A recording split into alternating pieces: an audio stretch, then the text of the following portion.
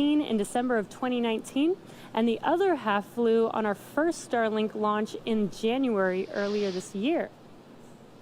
Now, we will be attempting to recover the fairing halves today using our recovery ships Mystery and Mischief. There you can see them on your screen. At approximately T plus 40 minutes, the team will perform a poll to confirm if we're all good to make a safe catch attempt. Weather plays a big factor in the go, no-go decision for the catch attempt, as it can impact not only the sea states for the boats, but also the fairing's altitude, position, and speed, which impact how the fairing will fall back to Earth.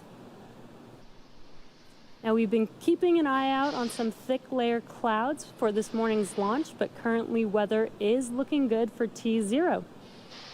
The vehicle, satellites, weather, and range are all looking good for an on-time liftoff just about 3 minutes and 45 seconds from now. For those of you that don't know much about the Starlink program, our mission is to bring high-speed, low-latency internet to people all over Earth. And every one of these Starlink missions gets us closer to achieving that goal. Some of the most exciting opportunities for Starlink are locations where traditional fiber or cable is simply not practical, such as rural or remote communities. It's also an exciting place for where fiber and cable are impossible, such as aircrafts or cruise ships. This is a big endeavor, and we have a lot of work ahead of us, but today's launch gets us one step closer to these ambitions. On our last Starlink mission just over a week ago, we captured some really cool footage of fairing deploy, which we wanted to share with you today. And there you can see on your screen the fairing deploy. You can see the second stage clearly with the Starlink satellites making their way to their targeted orbit. One of my favorite videos that I've seen so far. If you're interested in getting future news about Starlink, about our Starlink service, head over to starlink.com and sign up for updates.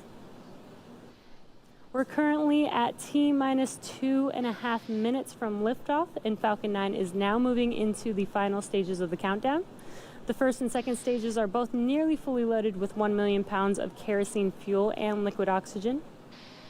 Super chilled liquid oxygen, which, as I mentioned earlier, is our propellant oxidizer. And that's what's creating those white clouds around Falcon 9 that you see on your screen there, and that's when it gets exposed to the warmer ambient air. First stage finished prop loading at T minus 3 minutes and second stage at T minus 2 minutes. And coming up at T minus 60 seconds, there will be a call out that Falcon 9 is in startup. This means that the rocket's autonomous internal flight computers have taken over the launch countdown. Then at about T minus 2 seconds, the Merlin engines will light and liftoff will be commanded at T0. The Starlink payload continues to be healthy. The Falcon 9 team is tracking no issues on the rocket. Weather is still looking good, and the range is green for launch.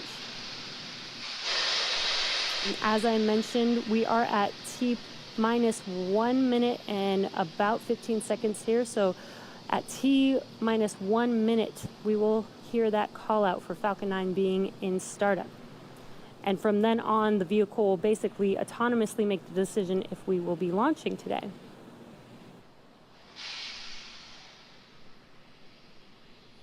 Falcon 9 is in startup. And there's that confirmation that Falcon 9 is in startup. Next up at T minus 45 seconds, we should hear the call out for a go for launch. LD is go for launch. And there's that call out for go for launch. So as we're approaching T0, it is T minus 35 seconds. Let's watch and listen into the nets and watch this liftoff of our 30 seconds.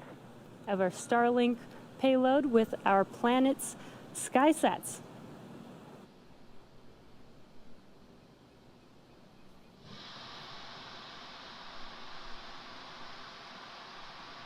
T minus 15 seconds. Falcon 9 is configured for flight. 10, 9, 8, 7, 6, 5, 4, 3, 2, 1, 0. Ignition. Liftoff of Falcon 9 and Starlink Ocho.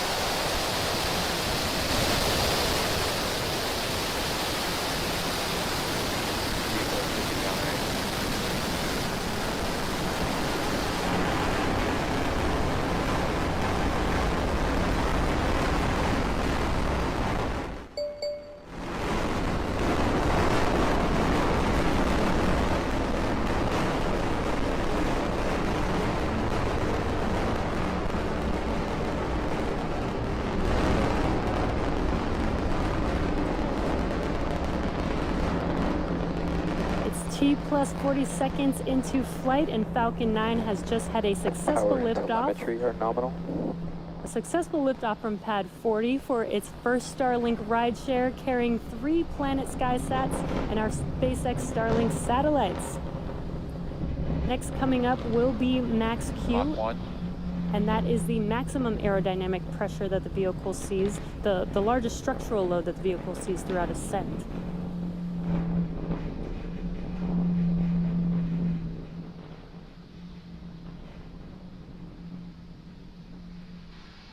Max Q. And there's that call out that we just passed through max Q. Next up will be 3 events happening back to back, and that will be MECO, or main engine cutoff, stage separation, as well as second engine start, or SES-1.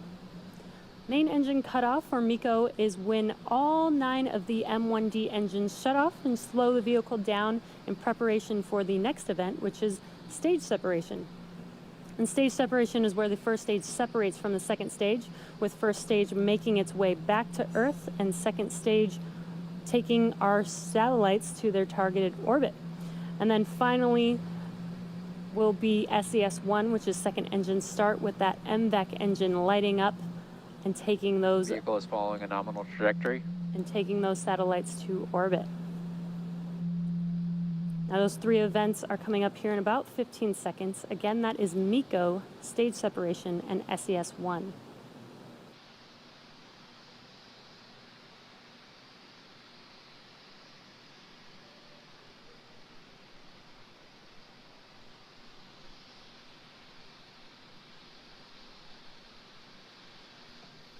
MECO. Stage separation